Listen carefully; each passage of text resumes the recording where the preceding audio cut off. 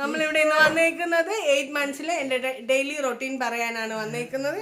ഇത് എൻ്റെ അച്ഛനാണ്, ഇത് എൻ്റെ അമ്മയാണ്. അപ്പം ഞാൻ രാവിലെ എണീറ്റിട്ട് എന്തൊക്കെ ചെയ്യുന്നതാണ് പറയാൻ പോകുന്നതല്ലേ അച്ഛാ?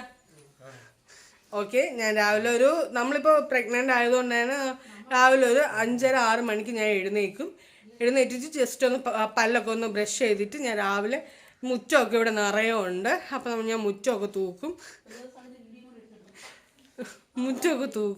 മുറ്റമൊക്കെ തൂത്ത് കഴിഞ്ഞിട്ട് ഞാൻ വന്ന് അത് അത്യാവശ്യം എന്തെങ്കിലും പാത്രങ്ങളൊക്കെ വാഷ് ചെയ്യാനുണ്ടെങ്കിൽ വാഷ് ചെയ്ത് വെച്ചിട്ട് ഞാൻ പോയി ഒന്ന് കുളിച്ചിട്ട് പിന്നെ ഉള്ളതെന്ന് പറഞ്ഞാൽ ഈ മുറ്റം തൂക്കുന്നതും തുടയ്ക്കുന്നതും ഒക്കെ കഴിഞ്ഞിട്ടാണ് കുളിച്ചിട്ട് വന്ന ഉടനെ വിളക്ക് കത്തിച്ച് വീട് ഫുള്ളും ഒന്ന് പുകയ്ക്കും, കുന്തിരിക്കാൻ വെച്ച് പുകയ്ക്കും.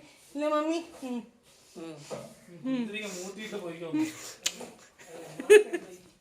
എന്നിട്ട് പിന്നെ ഉള്ളതെന്ന് പറഞ്ഞു കഴിഞ്ഞാൽ ചായ വെക്കും. ചായ ഒന്ന് ഓക്കെ ആയതിനു ശേഷം ഞാൻ അനിയനും ഹസ്ബൻഡിനും അമ്മയ്ക്കും പപ്പയ്ക്കും ഒക്കെ കൊടുക്കും. എന്നിട്ട് ഞാൻ രാവിലെ കിച്ചണിൽ എന്തൊക്കെ ചെയ്യും അതൊക്കെ ചെയ്യും. പിന്നെ നമ്മളിവിടെ നിറയെ ചെറിയ ചെറിയ ചെടികൾ നട്ടിട്ടുണ്ട്, കൃഷിയൊക്കെ ഉണ്ട്. അതിന് ഞാൻ രാവിലെ വൈകുന്നേരമൊക്കെ വെള്ളം ഒഴിക്കും. പിന്നെ നോർമലി വാഷ് ചെയ്യുക, അങ്ങനെയൊക്കെയുള്ള കാര്യങ്ങൾ ചെയ്യും. ഈ 8 months റണ്ണിങ് ആകുമ്പോൾ നമ്മൾ ഒരുപാട് വർക്ക് ചെയ്യണം എന്നാണ്. അല്ലേ മമ്മി, നമുക്ക് എന്തെങ്കിലും പറയാനുണ്ടോ? പിന്നെ മമ്മിക്ക് ഷുഗറൊക്കെ ഉള്ളത് കൊണ്ട് മമ്മി നോർമലി 8:30-9 മണിക്കകത്ത് ഉറക്കം. നീ ഇതൊക്കെ പറയണേ എന്തിനു വേണേ? ഷുഗർ നാളെ നിങ്ങളെ അറിയാൻ വേണ്ടി പറയണത്.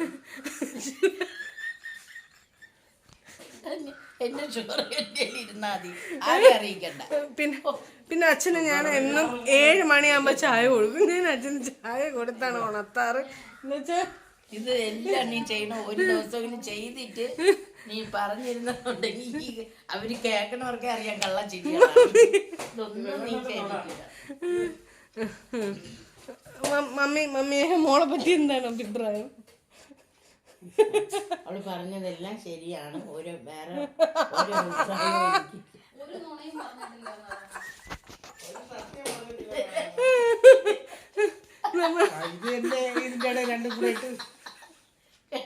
രാവിലെ ഞാനും അമ്മയും കൂടെ ഒന്നുപോലെ ശരിയല്ലേ എന്റെ പൊന്നു മക്കളെ.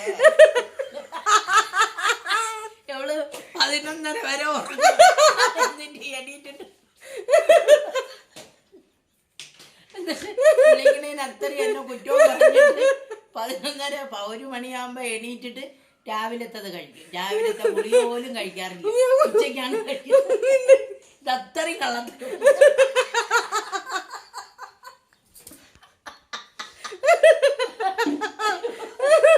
ഞങ്ങളെ രണ്ടുപേരെയും കൂടെ ബലാത്കാരം മറ്റും പിടിച്ചിരുത്തിയിട്ട് ഞങ്ങളെ കൊണ്ട് പറയുന്നത് ആരും